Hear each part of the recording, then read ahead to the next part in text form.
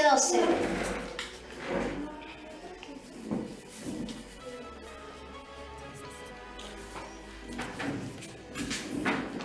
Dice: por lo cual levantad las manos caídas y las rodillas paralizadas.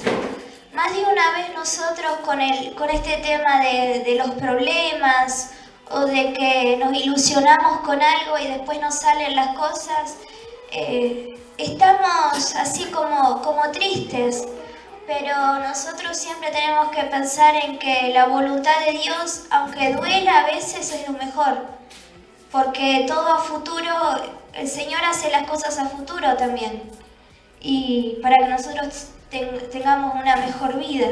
Dice: y haced sendas derechas para vuestros pies. ¿Cómo nosotros hacemos las sendas derechas? Con la palabra de Dios. Porque así como todos los electrodomésticos vienen con un manual, Dios inspiró a las personas, mejor dicho, inspiró a todos los autores de la Biblia, inspiró a las personas también que la tradujeron, los inspiró a todos ellos para poder hoy tener un libro consolidado. Porque la Biblia, en realidad el Génesis no fue el primer libro que se encontró. Creo que fue el libro de Isaías, no estoy muy segura, pero no fue el primer libro que se encontró. Se encontraron en diferentes tiempos todos los libros. Y en realidad encontraban todo papiros, así encontraban. No era tampoco todo junto. Encontraban pedazos en todos lados y los fueron uniendo. La verdad que Dios sí les tuvo que haber dado sabiduría para unir todo lo que es la Biblia y para que ellos la traduzcan. Las traducciones y las versiones de la Biblia que hay, dice que la traducen con un mejor vocabulario para que la gente lo pueda entender mejor. Pero ¿qué pasa? Salió esta Biblia, la nueva versión internacional, que niega a Dios, niega la Trinidad. Por eso nosotros tenemos que quedarnos con esta versión, que es la que mejor todavía destaca las cosas de Dios. Porque las demás Biblias, las nuevas que salieron después, ya van perdiendo todo lo que dice Dios, porque ya le van cambiando el vocabulario. Y dicen que es para un mejor entendimiento, pero ya se van de lo que es la sabiduría de Dios. Dice: y haced sendas derechas para vuestros pies, para que lo cojo no se salga de su camino, sino que sea sanado. Porque una vez que nosotros entramos en el camino del Señor y nos vamos metiendo en el río del Señor, nosotros muchas veces podemos tener enfermedades físicas y espirituales, pero el Señor sana primero lo espiritual, lo demás viene por añadidura. Como por ejemplo, mucha gente viene a la iglesia con el pensamiento de que voy, me sano y listo. Pero no son así las cosas del Señor. Y eso es lo que pasa también, que no es tanto el error de la persona, sino el error también de los que están al frente, que no le explican. Que no le explican que no son así las cosas. Porque yo supongo que todas esas personas que tuvieron enfermedades, si les hubiesen explicado de que ellos primero tendrían que consagrar su vida al Señor y después iban a curar por añadidura, si era la voluntad de Dios también. Porque hay que ver por qué Dios permitió que les suceda eso. Si ellos hubiesen comprendido eso, estarían todas las iglesias llenas. Mejor dicho, se hubiesen convertido en verdaderos cristianos. Y dice: seguid la paz con todos y la santidad, sin la cual nadie verá al Señor. Porque ¿qué le pasó a Moisés?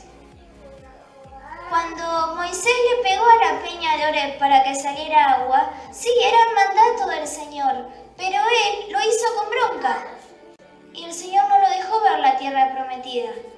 Y muchas veces la bronca o los enojos nos llevan a malas cosas. ¿Y cuántas cosas perdemos por las broncas y los enojos? Por eso nosotros siempre tenemos que... Es difícil mantener la paz cuando uno está enojado, cuando pasa algo injusto, pero tenemos que intentar mantenerla. Y si no, pedirle al Señor de que nos dé paz y que le dé paz a esa persona también con la que tuvimos ese disgusto muchas veces, porque ¿qué hay que hacer con los que se enojan? Dejarlos hablando solos, ya después solitos ya se les va a pasar. El Señor después va a hacer la obra con ellos. Dice, y la santidad sin la cual nadie verá al Señor. Mirad bien, no sea que alguno deje de alcanzar la gracia de Dios, que brotando alguna raíz de amargura os estorbe y por ella muchos sean contaminados. Porque ¿qué pasa cuando uno está mal? Están todos los de su alrededor mal. Y no solo eso, sino que muchas veces nosotros por ahí le contamos el problema a otra persona y esa persona ya la estamos cargando con nuestro problema. A eso se refiere también que se contamina, como dice acá la palabra. Dice, no sea que alguno deje de alcanzar la gracia de Dios, que brotando alguna raíz de amargura os estorbe y por ella muchos sean contaminados. Porque también hay muchos hermanos que cuando tienen problemas dicen, ¿por qué Dios permite que me pase esto? Si yo estoy yendo a la iglesia, hago esto, hago aquello. Pero muchas veces las bendiciones se cortan por los enojos y las broncas. Por eso se cortan las bendiciones. No es que Dios lo permite, es que nosotros solo con ese tipo de cosas nos estamos cortando las bendiciones, porque el enemigo siempre nos va a querer hacer entrar en enojo, en bronca, en algo malo para que se nos corten las bendiciones. Así como otras tantas cosas, nosotros ya sabemos cuáles son las artimañas del enemigo. Muchas veces que tenemos miedo, tenemos esto, tenemos aquello, nos enojamos. No hay una persona en el mundo que no se enoje, pero nosotros como cristianos tenemos que aprender a controlarlo, porque dice la palabra de Dios que tenemos que negarnos a nosotros mismos. Hasta la persona con más carácter puede quedar como un corderito, como una persona de lo más tierno del mundo cuando se va convirtiendo en el Señor. Tampoco es tema de que a esa persona le estemos diciendo todo el tiempo, venía a la iglesia, qué sé yo, discutiendo sobre las cosas del Señor, sino, por ejemplo, algún hermano se tiene que ir a la iglesia y le dice, ¿me acompañás a la iglesia? Así, ¿me acompañás a la iglesia? Dale, vamos. Y si dice, no, bueno, está bien. Hay que dejarlo. Ya algún día va a decir que sí, de tanto insistir, algún día va a decir que sí, y ahí se va a realizar la obra. Y orar también por esa persona. Dice, mirad bien, no sea que alguno deje de alcanzar la gracia de Dios, que brotando alguna raíz de amargura os estorbe. Y no solo eso, sino que con las raíces de amargura, con los resentimientos, dice que uno no va a poder entrar al reino de los cielos. Con los resentimientos. Por eso nosotros tenemos que sacarnos todo eso. Tenemos que intentar sacarnos, o sea, hacer conciencia también de todo lo que pasó y intentar sacarnos eso de alguna manera. Si yo tuviera que tener raíz de amargura y todo eso por todas las cosas que me hicieron mis compañeros en el colegio, no sé qué sería hoy, una bola de nervios. Pero bueno, yo también aprendí yo me ponía a llorar, todo era tremendo. Pero bueno, yo también aprendí a dejar las cosas en las manos del Señor. Yo ya les conté mis testimonios de que por ahí yo me peleaba con mis amigos o algo y yo por ahí me largaba a llorar y después lo dejaba en las manos del Señor y al otro día aparecían tranquilitos. Hasta me regalaban caramelos, cositas y así estaban. Al tiempo otra vez lo mismo, pero bueno, yo ya sé que ellos eran del mundo. Y que no eran ellos muchas veces los que me hacían daño. Yo lo sabía eso. Dice, no sea que haya algún fornicario o profano como Esaú, que por una sola comida vendió su primogenitura. ¿A qué se refiere esto? A que nosotros muchas veces por querer más podemos perder lo más importante, que es la gracia de Dios. Muchas veces, ¿cómo se diría? La avaricia, por ejemplo, mucha gente quiere más plata, más plata, y no son así las cosas.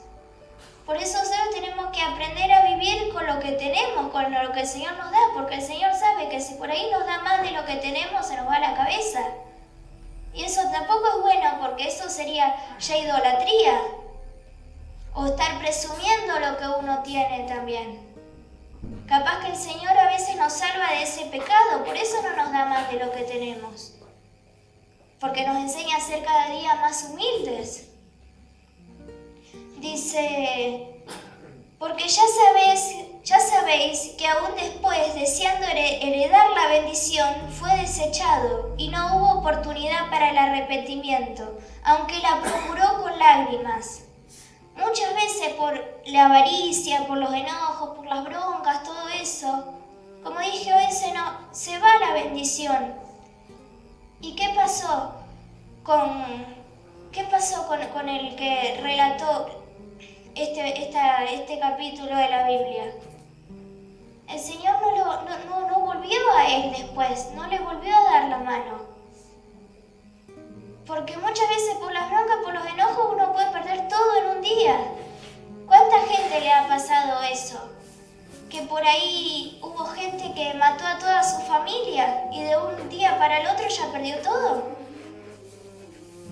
¿Y qué dice el Señor? Que a los que matan no van a entrar al reino de los cielos. A veces hay errores que ya esas personas ya son para condenación, pero ya es condenación, pero si se arrepienten de verdadero corazón, hay que ver si el Señor los va a perdonar. El Señor lo sabe a eso, pero la palabra deja claro de que es condenación muchas veces todos esos errores. Dice, porque ya sabéis que aún después, deseando heredar la bendición, fue desechado y no hubo oportunidad para el arrepentimiento, aunque la procuró con lágrimas.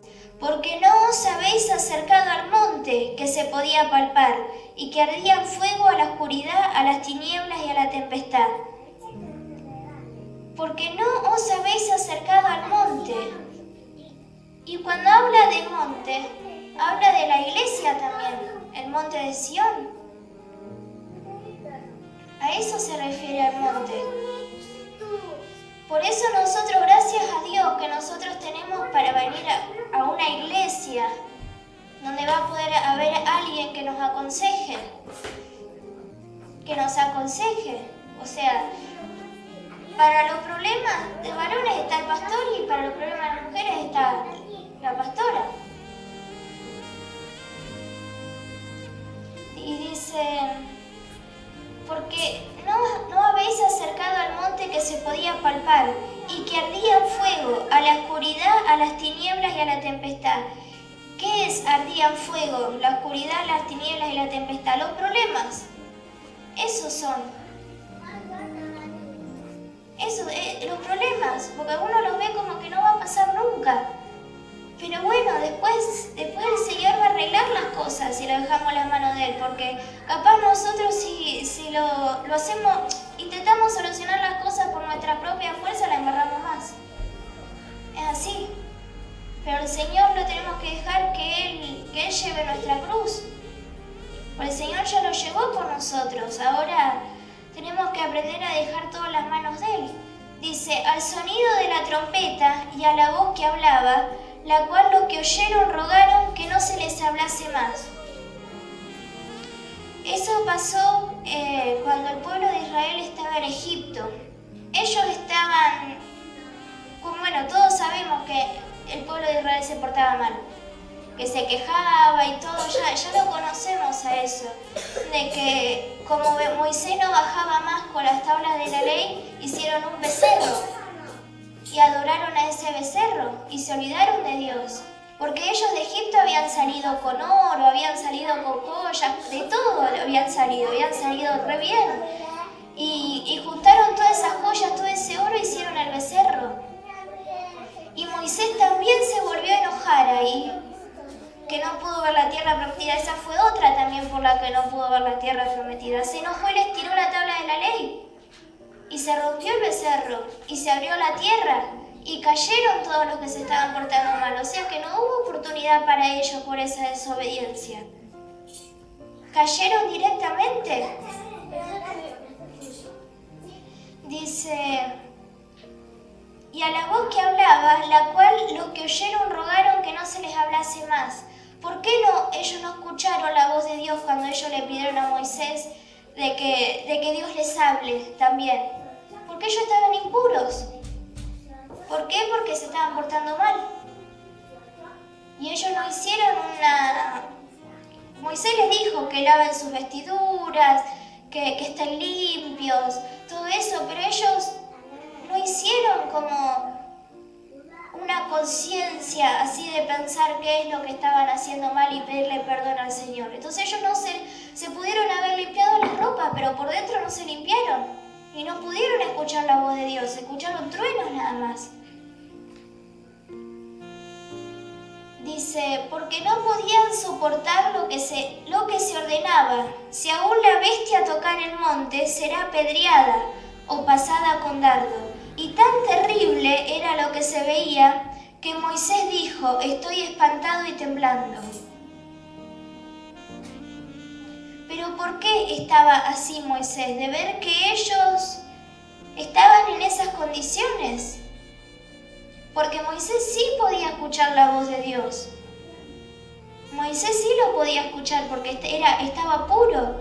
Dice, sino que hoy os habéis acercado al monte de Sión, a la ciudad del Dios vivo, Jerusalén la celestial, a la compañía de muchos millares de ángeles, a la congregación de los primogénitos que están inscritos en los cielos, a Dios el juez de todo, a los espíritus de los justos hechos perfectos. Dice, a Jesús el mediador del nuevo pacto y a la sangre rociada que habla mejor que la de Abel. Ahí a lo que se refiere es que ellos no se acercaron a Dios, al monte de Sión, como dice, a la ciudad de Dios. Porque esta es la casa de Dios, acá.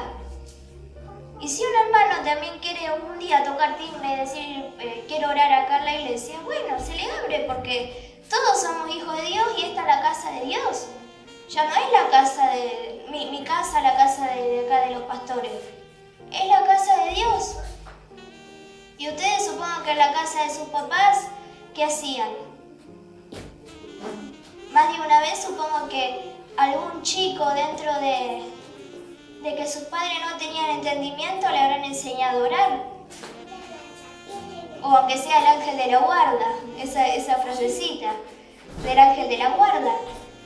¿Y qué hacían ustedes en la casa? Iban bien arregladitos, iban bien lindos, comían, pasaban un lindo momento con su papá del cielo. Y si tenían algún problema iban y le contaban también qué era lo que les estaba pasando. Después salían bien porque ya su papá ya le había dado un consejo.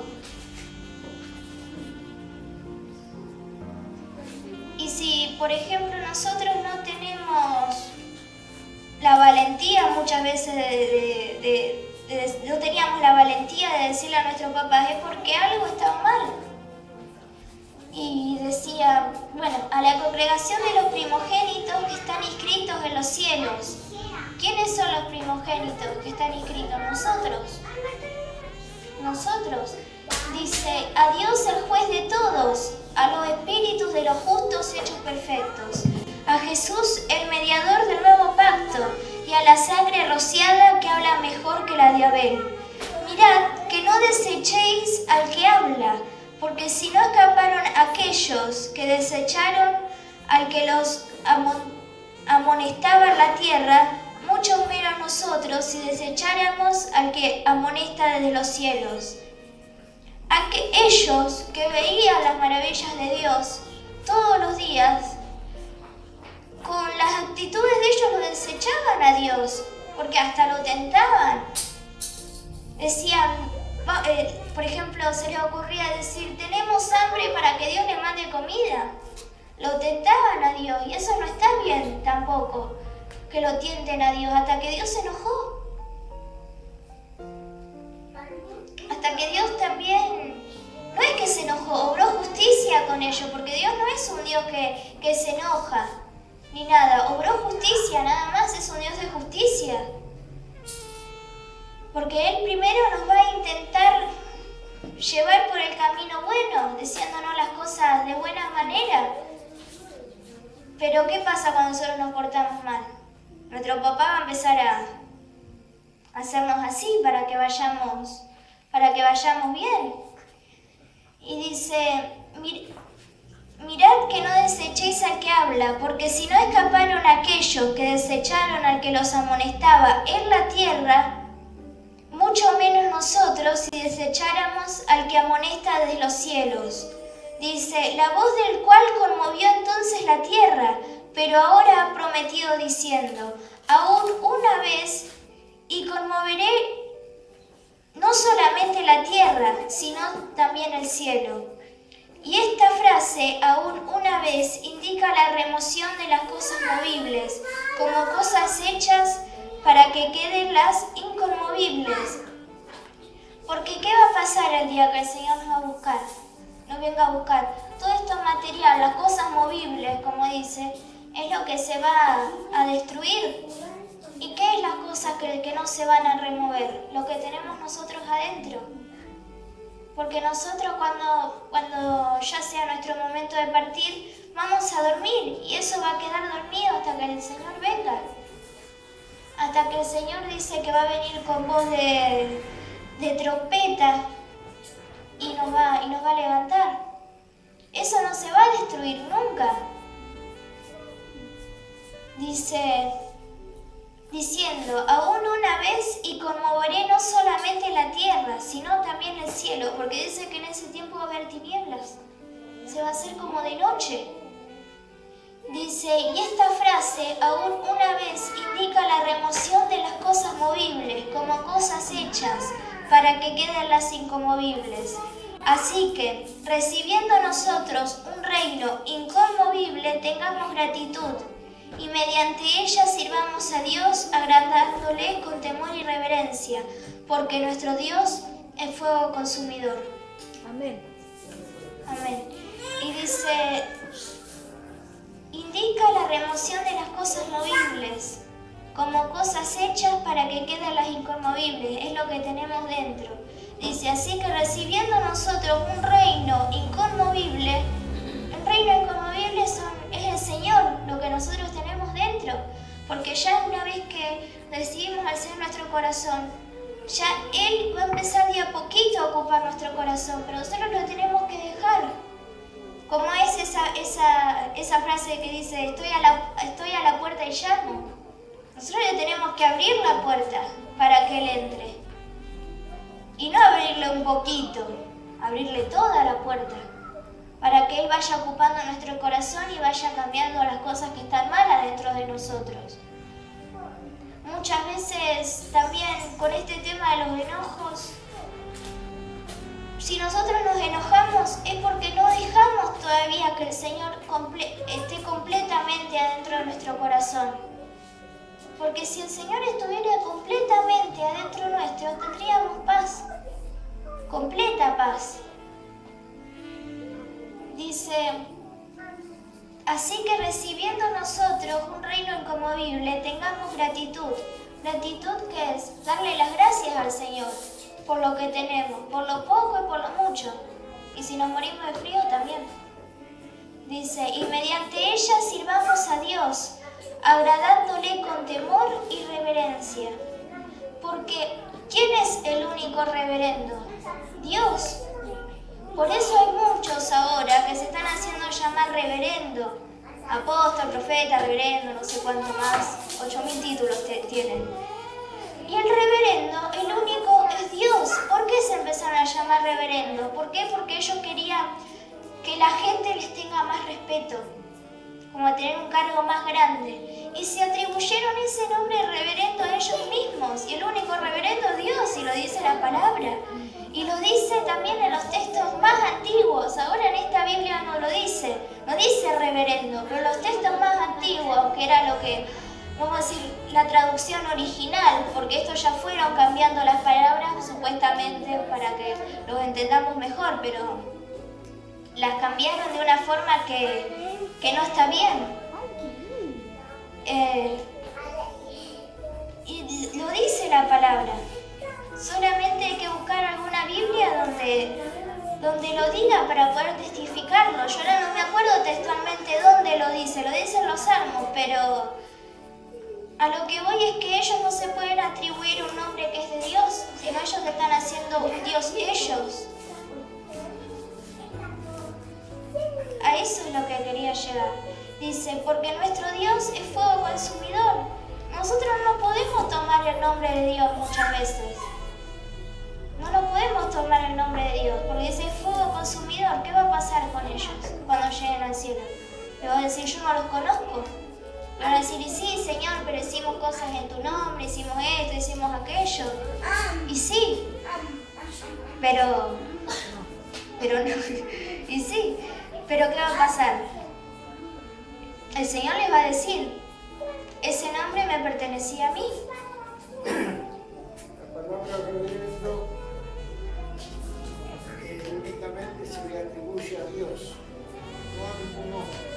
Dice, santo y reverendo es tu nombre. Y está en el Salmo 111, 9. Ahí, y hay muchos que se hacen llamar reverendo.